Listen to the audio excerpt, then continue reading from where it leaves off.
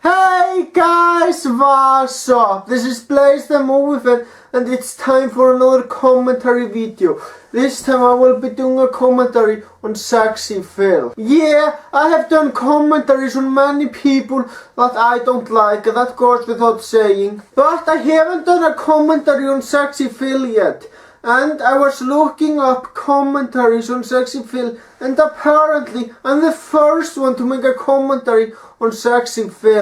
Enough talking, let's just get the video started. This is a news show.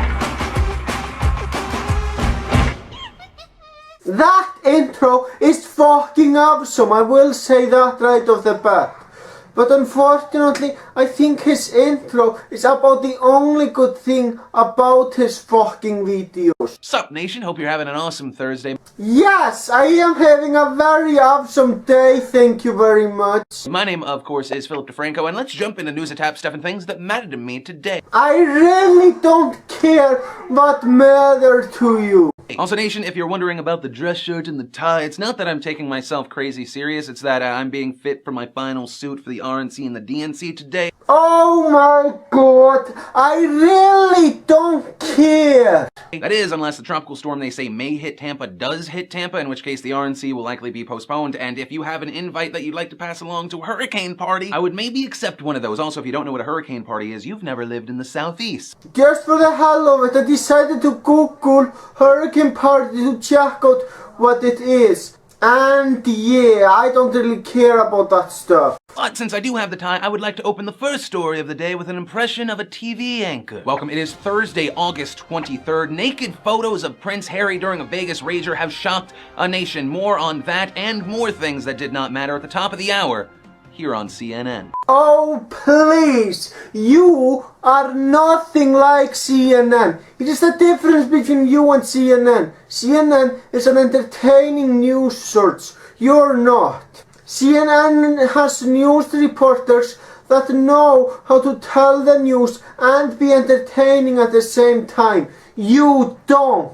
But nation, the first thing I actually do want to talk about is the Prince Harry business, because I don't understand why it's such a big deal. Well, obviously you are making a big deal out of it since you made a fucking video about it, you fucking hypocrite. Reportedly, Prince Harry's in Vegas with two buddies. He meets some girls, they take them back to their VIP room at the Encore, much like a Prince Harry do. That's actually a very interesting story. Unfortunately, it's just the news story itself that is interesting, not the fact that it's coming from you. And then a huge failure on the part of Prince Harry's security and handlers. They did not ask for the girl's phone. Sources saying those guys were more interested in partying rather than actually protecting Harry from himself. What kind of a security is that? Then because it's Vegas, the next thing you know, they're playing strip pool and Harry gets buck naked and people start taking pictures. Then those pictures end up all over the internet, but not in British newspapers, which was very interesting. What the hell is interesting about the fact that it's not in a British newspaper? Why the hell does it even matter? There are two main pictures. One where Harry is cupping his royal jewels from sight with his hands. And another picture where he blocked the view of his jewels with a lady's booty. Were those photos supposed to be funny? Because they fucking weren't. Really, this information, the outrage and the crazy headlines aside, the only news you have is Prince Harry is a completely normal guy enjoying his 20s and taking advantage of his situation in life. Wow, that impression or whatever the fuck that was supposed to be just sucked.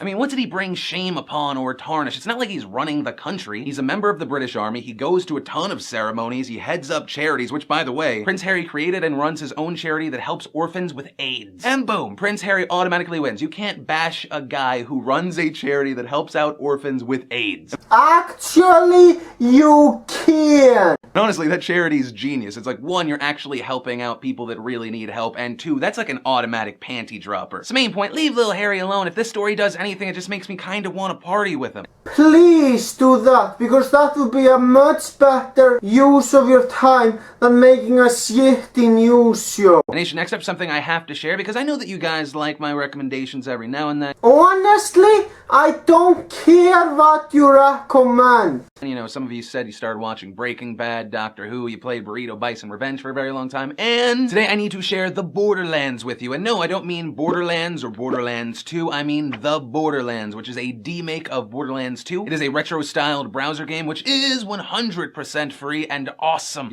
I know I said this several times already in this video, but god damn it, I like repeating myself, so I'm just going to say it again. I honestly don't care about that game. Start as one of the 4 characters, all with their own different strengths, and you just kill stuff. Sometimes when you kill stuff, boxes appear and you can get a new weapon. Then you go back to killing stuff, you rinse, you repeat, you keep wasting your day. And I really only have 2 things to say. 1, to 2K games, this game is awesome and it shouldn't just be a browser game. Please, please, please turn this into a mobile game. This video is so fucking boring. And 2, for those of you that play the game after you watch this video, do not ever pick up a gun that says random. It is the worst thing in the world. And that's because that gun shoots in a random direction anytime you shoot it, because they were like, hey, why don't we make the worst gun ever? That should be a thing. Don't worry, I will not pick that up because I'm not playing the game anyway.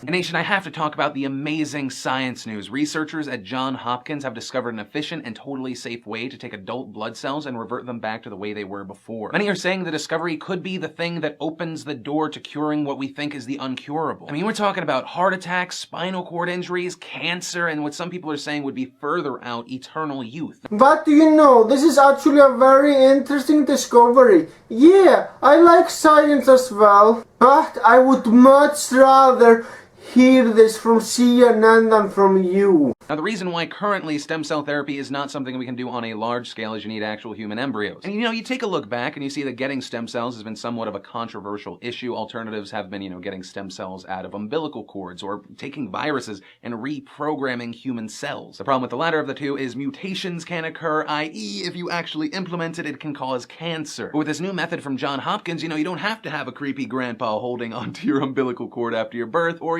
using viruses to reprogram cells. The way they explained it is they used electrical pulses to open up holes in the membrane of blood cells that they took out of someone's spinal cord. Then they inject plasmids with 4 genes. If you're lost at this point, just think of Bioshock. That'll kind of help you. Sorry, I'm not saying anything, but honestly, I don't have much to say about this story. This is indeed very interesting, and I am interested in that. Actually, not really at all, but it will revert the cells back to a primitive stage. They then extract the cells, and then 7 to 14 days later, embryonic stem cells. So what does that mean now? Can I get fixed now? No, sorry. But all this new information has the potential to fast-track stem cell research like we've never seen before. And the grandiose idea of immortality aside, this is huge. I have to agree with you. Those are indeed huge news. I mean, if you want to talk about man-made evolution, this is it. Making it so human beings can rise above disease, genetic defects, injuries, that's a whole different game. The main point, I love science. Yeah, science is very interesting. It's a lot more interesting than you are, that's for sure. And then next up, I have to talk about the very interesting ruling in South Korea where judges have blocked a law requiring real names online, ruling that it restricts freedom of speech. The 8 judges made the unanimous ruling today saying that the law that was put into place 5 years ago does nothing. And the reason this was made a law 5 years ago and the belief behind it was that if you made someone have their real name out there, you would reduce libel, abusive comments, and you would stop the spread of false rumors. So something very important in one of the world's most wired countries. But the court said the law discouraged people from voicing opinions out of concern that they would be punished, adding that it found no proof that the law helped decrease libel or the spread of rumors and false information. Well, I'm glad to live in a country with freedom of speech.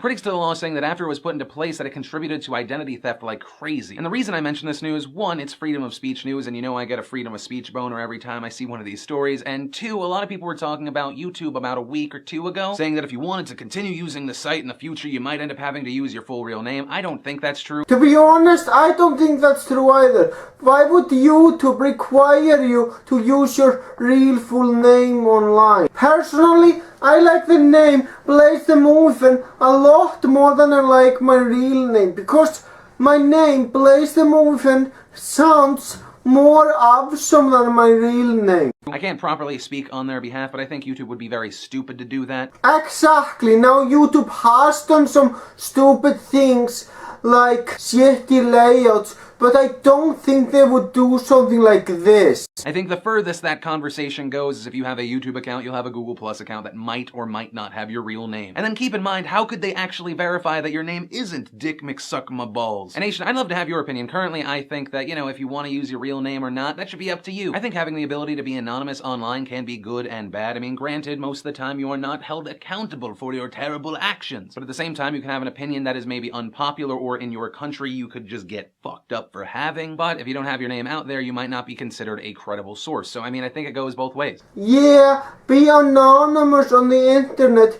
is a lot more interesting than revealing too much information about yourself. I mean, one of the easier things to think about is how would your opinion of WikiLeaks change if you did not know Julian Assange created it? And also think of what groups like Anonymous have done and are capable of doing because they are not known people. And actually, Nation, on the topic of being anonymous, let's move on to our final story that involves some news organizations. Thank God he is moving on to the final story, which means that this video is thankfully almost over. Because last week we were making fun of ABC because it was just like thing after thing that they were getting wrong, and it was either because their source wasn't valid or their source was wrong. Well, anything is a better news source than you are, that's for sure. But today I'm talking about Fox News for the exact opposite reason. They had their information too correct. And that is because today Fox News released what it claims is the name of the former SEAL Team 6 member who is set to release a book about his personal involvement in the successful mission to capture or kill Osama bin Laden. The book is called No Easy Day, and it was written by the author under the pseudonym Mark Owen due to safety concerns. Why are we still talking about Osama bin Laden? He is dead. Those are legitimate safety concerns, whether it's about a retribution attack from the Taliban or even here at home. A Navy spokesman, Lieutenant Commander Chris Sxephil, said, any service member who discloses classified or sensitive information could be subject to prosecution. As far as if there is classified information in this book, it has not been vetted by the White House or the Pentagon at this time. And interestingly enough, the Fox News reporter who outed the SEAL Team 6 member just last year reported on the importance of keeping the team member's name secret. For obvious reasons, I'm not including this guy's name, his age, where he lives, anything like that, and I don't think other news organizations should. I agree. No news source should reveal such information. Especially you. Something the publisher of the book is hoping other news organizations will do as well when they release the statement. Mark Owen, like every SEAL he has served with, has put his life on the line time and time again for his country for more than a decade. Sharing the true story of his personal experience in No Easy Day is a courageous act in the face of obvious risks for his personal security. That personal security is the sole reason the book is being published under a pseudonym. We respectfully request that all news organizations and all Americans consider these facts when deciding whether to pursue or publicize his real identity. And honestly, I can't help but have the utmost respect for Mark Owen and the rest of the members of SEAL Team 6. I mean, obviously it boils down to what information is in this book, but this guy has dedicated a huge portion of his life to defending this country. It's his story to tell. He's not trying to become famous, and a majority of the proceeds will go to charities to help the family members of fallen SEALs. And so, Nation, that was really the last thing I wanted to talk about today. Oh, thank goodness Sxephil is finally done with his news stories, because the way he delivers the news stories is just boring. Definitely contributes to the question of the day, which, if you remember, do you think having the ability to be anonymous is a good or a bad thing? I think it's a very good thing. I'm glad nobody on the internet knows exactly where I live. It's obviously a complicated issue, a gray area, but which way does it lean? Now remember to possibly get pelted in the face with that $100 Amazon gift card. Leave a comment down below, join the conversation, maybe click the like. Actually, I think I'm going to press the dislike button because I really fucking hate you. But if you really like it, favorite it, that'd be awesome. But of course, as always, my name's Philip DeFranco. You've just been filled in. I love your faces, and I'll see you Sunday. No, you will not see me Sunday because I won't watch you again by then. Now it's time for my overall thoughts on this video. I will give Sxephil a credit for one thing. He does pick up very interesting news stories in his videos. But the problem is the way he talks about those interesting stories just aren't very interesting.